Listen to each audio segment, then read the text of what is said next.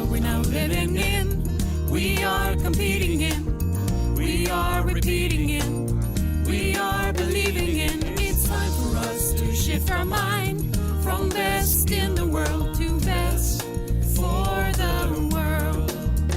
Make decisions intentional, to take decisions intentional, making decisions intentional. Make decisions intentional, to take decisions intentional, making decisions intentional.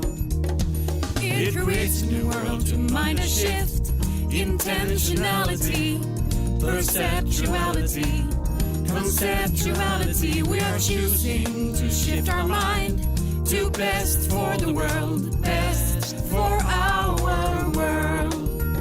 Make decisions intentional, to take decisions intentional, making decisions intentional.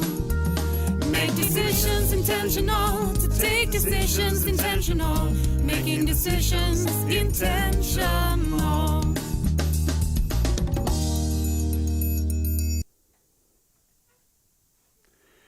Hello, my name is Andreas Hörnefors, and I'm a professor in the history of sciences and ideas, and I'm also working with my own consulting company, Hyperhelicon Ideas. Over the last 5 years, I have been working on conspiracy theories in history and our contemporary times. And a question that always comes up is it possible to change the narrative of what people believe when they believe in conspiracy theories? So I'm going to talk you through the subject. Conspiracy narratives have different elements.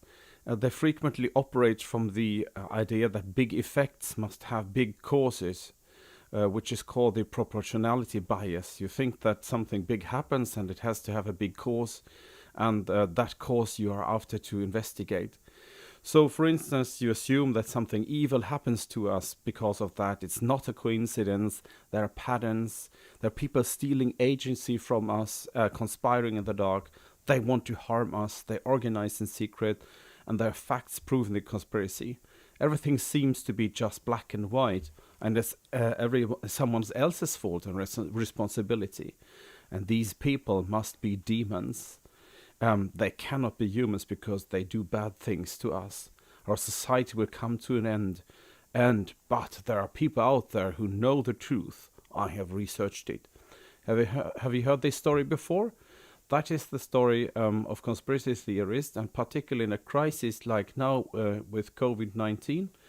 These theories are all around. And these are the different elements that we can see. So the first one is that there are patterns and everything is connected.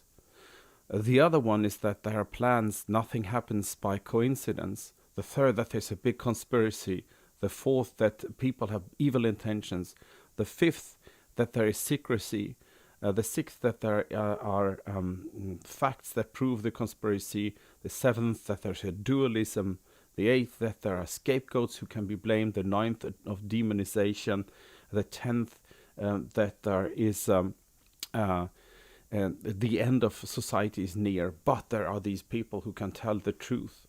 And frequently conspiracy theories also use certain visual elements to make their story more living. So I would like to first present these 12 elements of the narrative closely, and then finally ask the question, is it possible to counter them in any way? So the first element is about patterns, that everything is connected.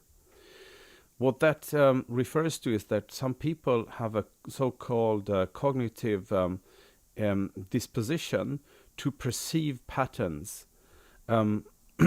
So they see non-randomness in patterns that otherwise would be completely random. Frequently, what lies behind it is a simplified analysis of relations between causes and effects. So you think that because one thing happens, the other thing must be the case. And that also goes back to an over-analysis of what seems to be related with each other. So this is a typical element of people believing conspiracy theories. They believe that everything is connected. The second one is that nothing happens by random. So people who tend to believe in the conspiracy narrative have simplified explanations about why things happen. They believe that there is a power somewhere who is able to plan our lives into the slightest detail. So there's no escape from that plan that once upon a time has been blueprinted somewhere. And there is frequently also a lack of analysis or over-analysis behind the actions of people.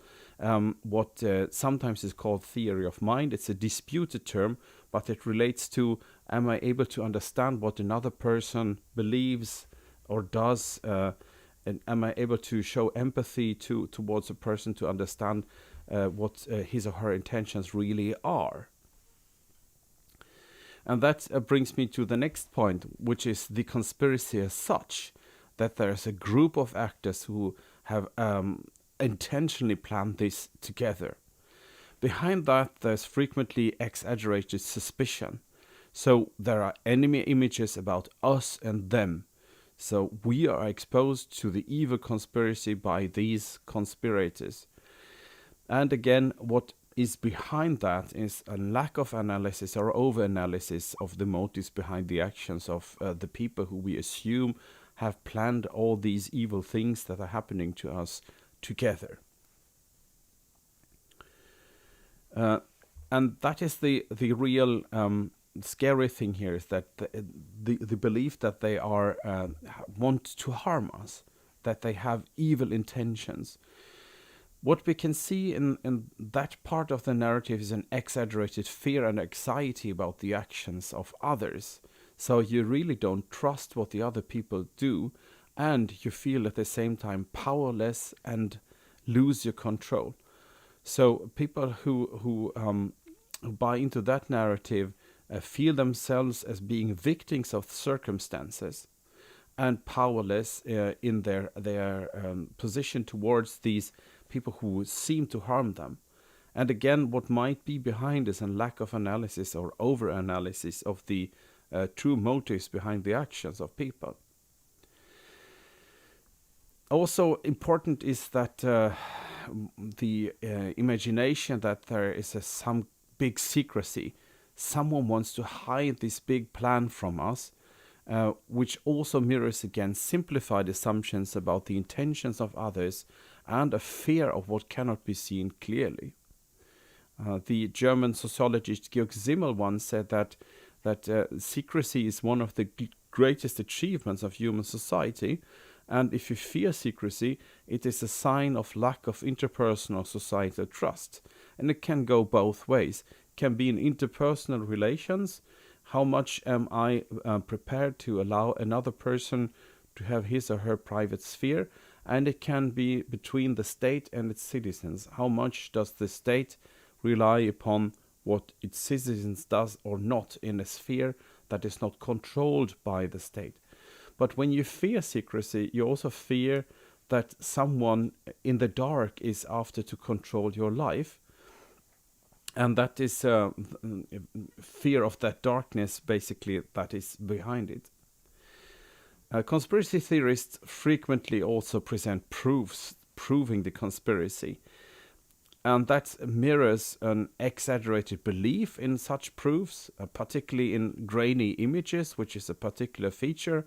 So you look at a photograph and then you come to a realization it must show something. So that is mirrors a lack of training of how to handle facts and parts of an argument of trying to find out what is true and what is not true.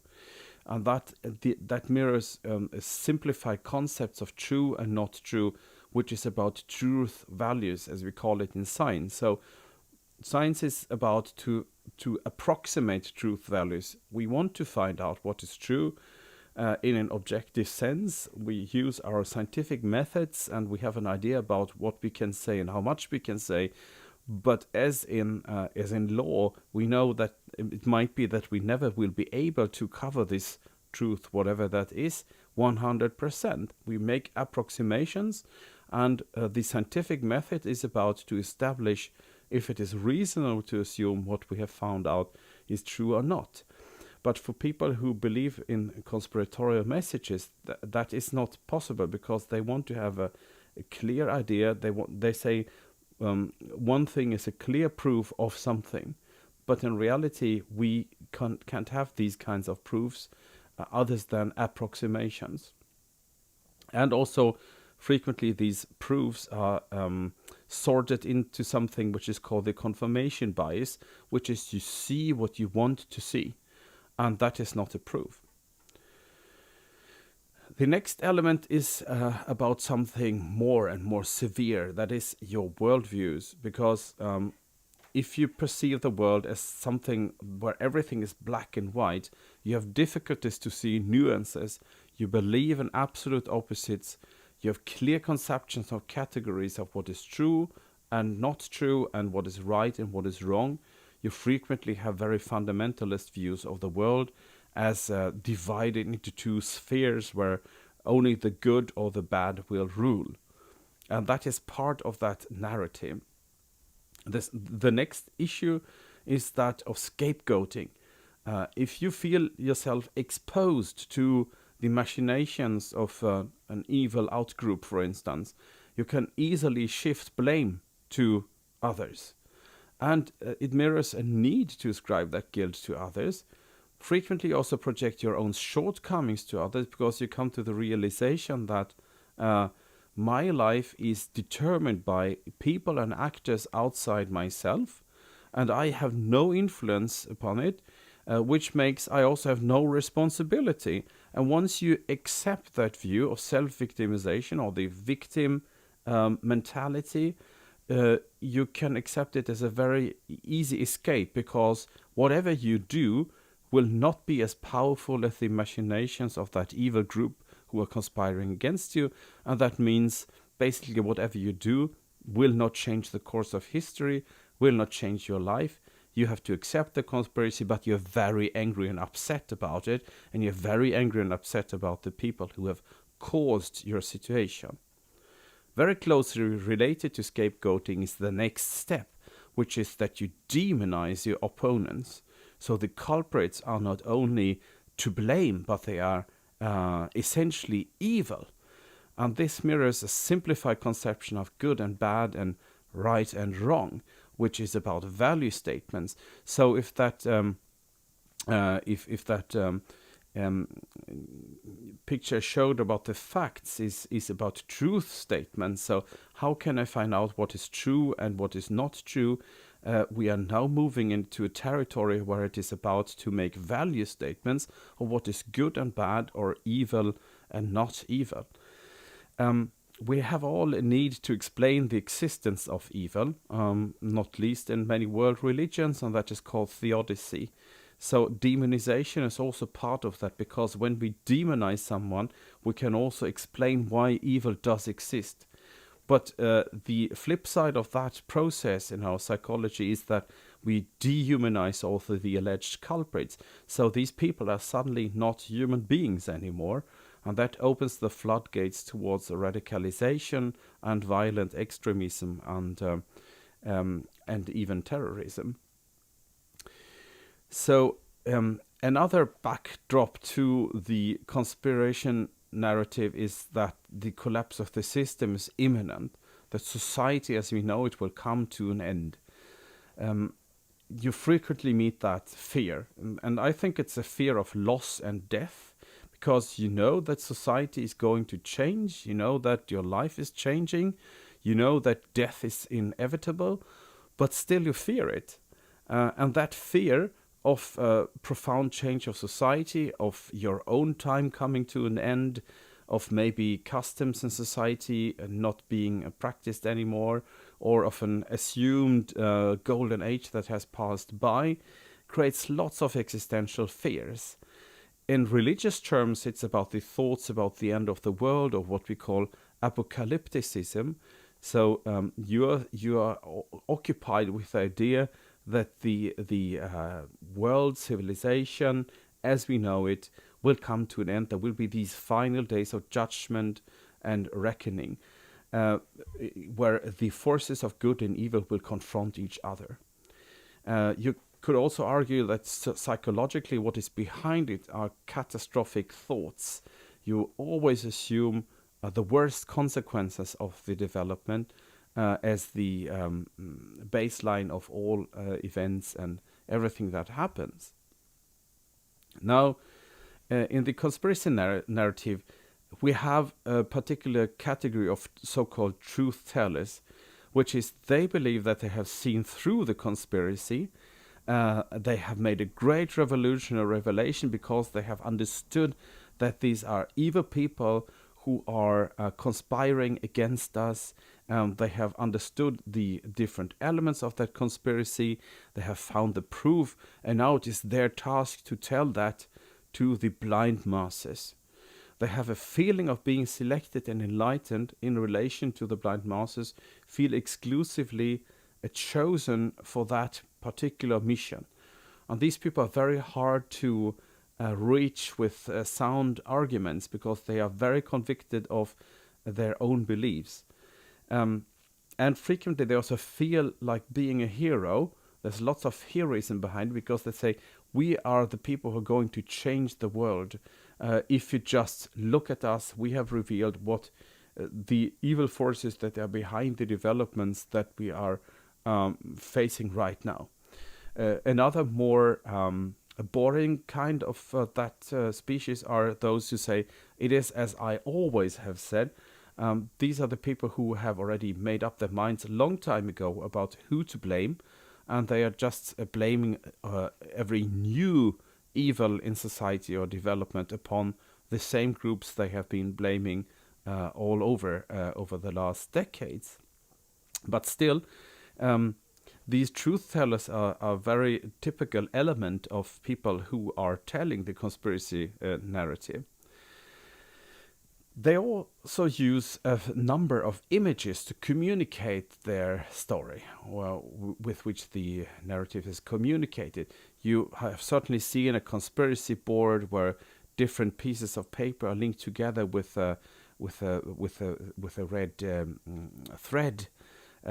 You've certainly heard about the motive of the red pilling, which is a motive from the film The Matrix, or the rabbit hole, which also is a motive from The Matrix or Alice in Wonderland, and different motives from the Archive X, as I wrote here, so X-Files in English.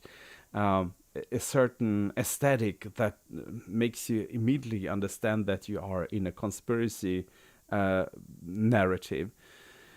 These visual elements and soundscapes and aesthetics have been used in the conspiracy narratives already for 200 years. So it has to be reasonably dark. You have to see some people who are dressed in weird dresses. You cannot recognize their faces. They are maybe behind masks. They are talking about a plan to conquer the world, and you feel very threatened about that setting. So that is also a typical element that is in that narrative. Well, now I have presented all these 12 elements of the conspiracy narrative, and we have been very good both in research to kind of unpack these different elements. But the next step is then, of course, to ask yourself, is it possible to change the narrative? So many people are asking me, journalists, teachers, other academics, what can we do? Can we change the narrative? Is it a point? What do we tell people? And again, just to recollect, what is behind these 12 elements is a certain cognitive style. What that means is that you see the world in a certain way, and that is you understand the world in a certain way in terms of knowledge. So cognitive style is, do we understand how the world works in terms of scientifically, biologically, and so on. So that relates more to my rationality. Am I able to understand how the world works? And then we have the next thing, which is called accentuated personality traits. We do not believe that a belief in conspiracy theories is a pathology. So it is not a psychological disease. There are so many people who believe in conspiracy theories or parts of conspiracy theories that we cannot diagnose it as a special way of, psychological deviance or something like that. So we have to operate from the point that these are personality traits rather that are behind here. And as you can see, some of the things I have been mentioning before are about that people have a huge amount of fear, which almost borders to paranoid thoughts. What they also have is trust issues, so distrust in other actors in society. And these might all relate to real traumas that these people have experienced. But still, it's not a psychological disease, but it has accentuated certain personality traits. And the third area is about worldviews. So how do you view the world in terms of if you are, for instance, are religious, of course, or if you think that time will come to an end, or if you think that certain groups in our culture and society are always after to harm us, or do I believe that I can make a change? Am I confident with a democracy? Would I like to have an authoritarian leader? And so on. So these three different areas are very important. And again, just to say them again, cognitive style, how do you understand the world in terms of understanding how things are actually work together? Personality traits or accentuated personality traits, and the third about the worldviews. Now, if you want to create a counter message, you should, of course, ideally have all these three areas in your head. And that is what I have been struggling, and what I'm presenting now is just a suggestion. It has not been tested yet, but I would like to invite people who are listening to my lecture to think about it, and also maybe help me creating a new narrative, because that is really needed, because we have people who truly fear that they're exposed to conspiracy, who think that the end of the world as we know it is very close, and who have to battle their anxieties in order not to get more and more radicalized or see themselves as victims. And these are the 12 counter elements for the narrative I do suggest. So instead of pattern perception, I suggest to talk about question marks. So, and what does that mean? So if somebody says to me, I have seen a red car this morning, and then I went over the street and I spilled my coffee. And on the next day it happened again, and there was this red car around. It must be the red car that makes me spill my coffee. Then I would counter it with telling that person, I think you should research the true causes of things. Is this random or is it not random? You have to get a good understanding of it. The next thing is about is that countering the idea of that there is a plan or a map, if you wish to say that instead. And I think the best way of telling a person that there is a plan is to say, well, but you have the compass. You are the person who are entitled to navigate. It is not that you're exposed to the map, but you can find the way. And that has to do with giving people autonomy and power to understand that they actually hold the compass. So they will be able to position themselves in all of that. Instead of blaming the map, learning people how to navigate, learning people how to position themselves in that landscape that they think is determined by the map. But in reality, it is determined by reality. And what they need to learn is how to orient themselves in that landscape. Not to see themselves as victims of the map. because that's basically not how it works. The third thing, which is countering the idea that there is a conspiracy, that people who are gathering behind your back always want your worst, is a simple idea about a handshake and to do something together with others. I firmly believe that if you do more together with others, you will lose the idea that others are conspiring behind your back. And that it counts for all areas of life. Now we are living very precarious lives, and we are doing more and more of our socializing online. But maybe we should take a step back and actually do more physically with other people, which can be all sorts of things, of course. But I firmly believe that if we do more with others, we lose the idea that they are conspiring behind our backs. That seems to be a simple strategy, but I think the fear of the people behind your back want you something evil is also a simple feeling. So those simple things could balance each other. And then, of course, the next sign, which is the dagger, where you can say, well, why do you think that other people want to harm me? What is behind that? Well, as I said before, there might be people who have been traumatized in reality, and for a host of reasons assume that others only always carry a dagger with them. But I think the only way to get around that is to tell people that most of the other people do not want to harm you.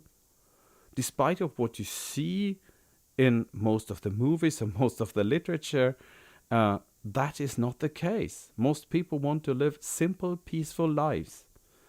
They are not after you. And that is an important element to counter, of course, as the other one, that people, if they are gathering behind your back, it doesn't mean that they have a dagger in their hand. They might be preparing something good for you as well. The next element of the counter narrative could be light. That is to combat the idea that secrecy is bad, because the fear of secrecy demonstrates a lack of interpersonal trust. And why do I have this trust issue? Because in so many areas of life, we can accept that we don't know everything about the other. I don't know exactly what my neighbors are up to. I don't need to know what my colleagues are doing in their spare time. I don't even know what the state is doing all the time, or my doctor. And I also want them to keep quiet about certain things. For instance, my medical history or whatever I do confess to my psychologist. So in certain areas of life, we do live with the fact that there is secrecy, and we even want it. We accept secrecy and privacy. But what are the anxieties about? Do I want to have total control and total transparency? Really? Do you really want to know everything what my neighbor does and thinks? Or can I live with that my neighbor and my friend and my colleague or the prime minister are doing things that I not perfectly know of because I trust them? And I think that fear can only be researched by light and your own anxieties. Why do I not trust other people?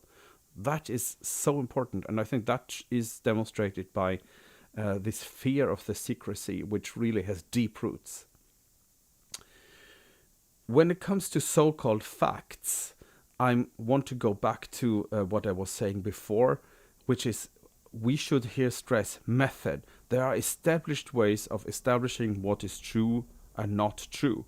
It is not as simple that you are putting one thing on the desk and say, this is proof of something. In all sciences, we have scientific method. And what we should be preaching to people actually is to say, these methods are out there because there's not an endless amount of methods either. And neither in natural sciences nor in humanities and social sciences there is like 1 million different scientific methods. But I mean, maybe 20 or 30, and you could tell people these methods are around. And if you really want to find out what is true and what is wrong, you should resort to established methods of finding out what truth is. It's not enough to put one picture, one grainy picture on the table and saying, here you can see how that person was doing that evil. You have to put it into a system of establishing truth, and that system is through scientific method. And it's also not rocket science. Everybody is able to grasp an understanding of what a scientific method is actually. But it is not as simple that you can say this is true and this is wrong because I have found evidence for it. The next point is about the dualism. If we want to fight dualism, we need people to embrace complexity, because there's always more than one perspective. So people are thinking of being trapped into dualist explanation of the world. It is either evil intentions or good intentions, or this must be the right thing or this is the wrong thing. And we need to get out of the trap of dualist assumptions and understand that we need to embrace complexity. The next point is maybe the key to everything, which is about the scapegoating, where I believe strongly in the psychology of own responsibility. And that is one of the key things, because if I see myself as a victim of circumstances, as Stella Nordal has written so famously in his book about intentional decisions, that is not good for you, because you must understand that you are the master of your own life and you can make your own intentional decisions. And once you have found out that this works, you cannot blame other people for your own situation, or only to a certain degree. So external circumstances only to a certain degree explain why your life looks like it does. You always have the possibility to make intentional decisions, and that goes against scapegoating. So once you come into that part of the narrative where you have to talk about what can I do? I'm just a victim in the hand of international companies and evil actors like the Illuminati, and they are conspiring against me and so on. You have to come to the realization that you can operate from your own little point where you can take your own decisions, and that makes it completely unnecessary to assume that there are other people who you can blame for your own situation. And the next thing related to that against demonization is empathy, because you need to understand the intentions of other people's better. You cannot assume that these people around are demons who are dehumanized and not human anymore. But you need to understand the intentions of others better, in the sense that you are showing these people, all human beings basically, empathy. And most likely the demonization will decrease. Finally, when it comes to the assumption that the system is about to collapse, I have put the fire extinguisher here as one of the symbols, because that fear that I was talking about before, which is about the fear of loss, the fear of death, the fear of that catastrophes will happen, is something that creates a barrier to yourself. Again, it puts you in a situation where you are not choosing your own life, but you see yourself as exposed to a development that inevitably leads to the end and to this big collapse or the catastrophe. And there are many methods of overcoming the fear of loss and death, of course. And by those methods, you will be able to extinguish that fire that you think is burning everywhere and that at the moment is consuming everything, basically. And then the issue of truth tellers. It's very easy to read a good book and say this person has really big insights, or this guy on the internet, he's running a show and that is a truth teller, and now everything he has revealed to me, mostly it is a he, uh, it sounds so great. I buy his books, I share his posts in social media. But we need to embrace more voices. It is never that one person holds the truth. And I would even say, if you look at the Christian Bible, that is the case, because we have 4 gospels, and we know there are even more gospels than 4 gospels. And already that mirrors the fact that we have 4 versions of how the life of Jesus was told once upon a time. And I take that as an example of that also in a very closed religious belief system like Christianity, there is the realization that there are at least 4 different perspectives on the life of Jesus and what to learn from it. And of course, you could go infinitely and say it is simply not possible that one person can see the solution for all the problems humanity is exposed to right now. And it's certainly a problem when that person uses your fears and uses your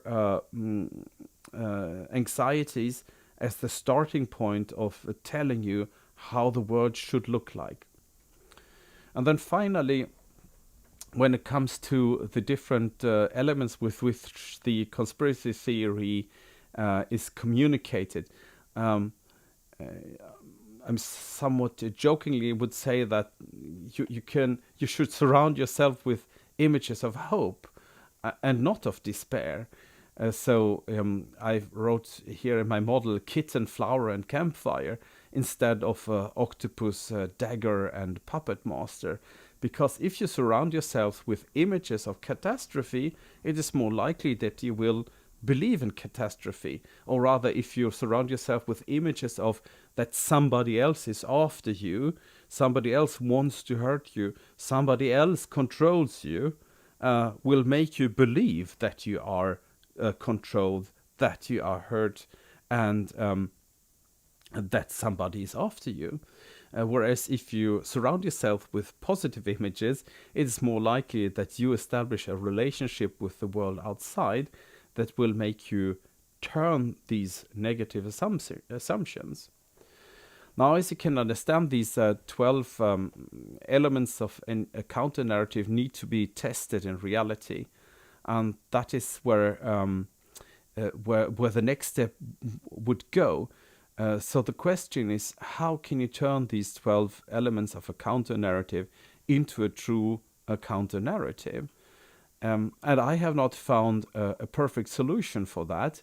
So my invitation to you is, of course, to help me think about it, because people who believe in negative stories are very hard to convince of that there is a positive twist to them, or that there's a positive alternative. So basically, such a story could say, you should be open-minded and investigate the true causes of why things are happening. You should be autonomous in finding your own way. You should do things together with others. Do not believe that somebody's after to hurt you. Why are you afraid of things that happen in an area that you cannot control? With which methods do you claim that something is true or not true, or right and wrong?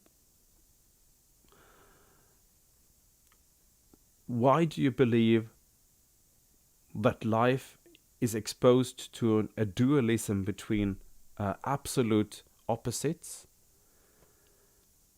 How come that you believe that others are to be blamed? How can you get a better understanding of that things are your own decisions that you can make intentionally? why do you believe that other people are evil? How can you understand that most people are not evil and are not after to hurt you? And what makes you fear the final collapse of humanity as it stands and society as it is? What are existential fears that bring you to assuming that? And maybe you should not only listen to one person or one truth teller, but maybe you should look at a problem from very many different perspectives. And then finally, why do you just look at these images of destruction and bad news? Why don't you also see what is good? Now, I have not figured out exactly how to create a good narrative around these issues, as you can understand, but I'm proposing here that we should do that more, and we should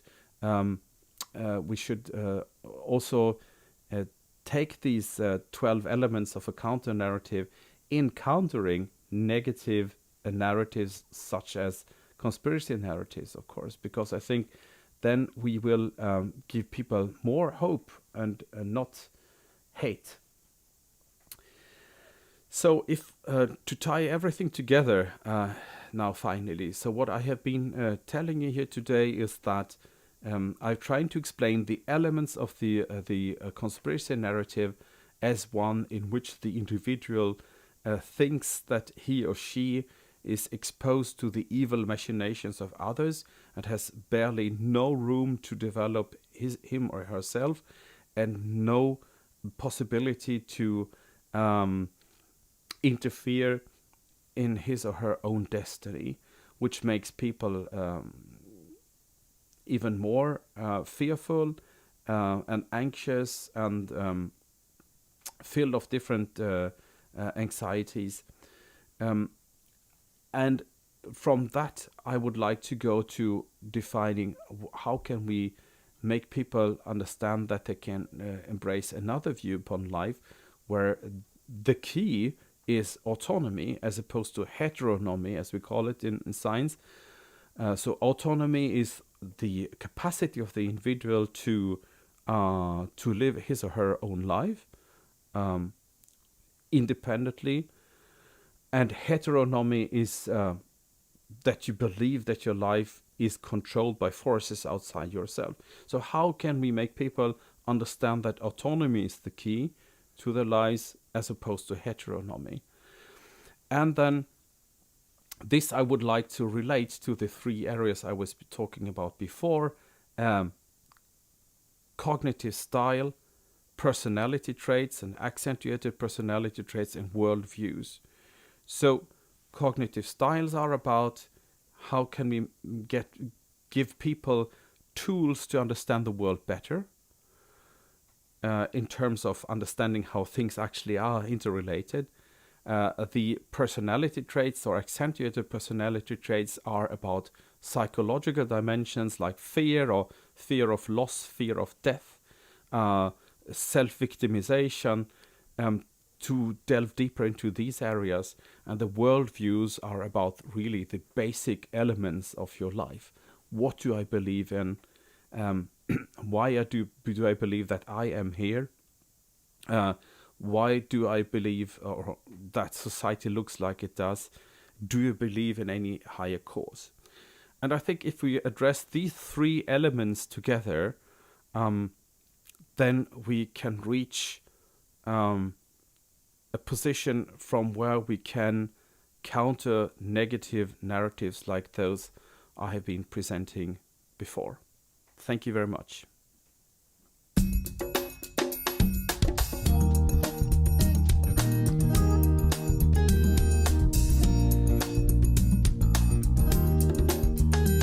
We are creating the world we're now living in.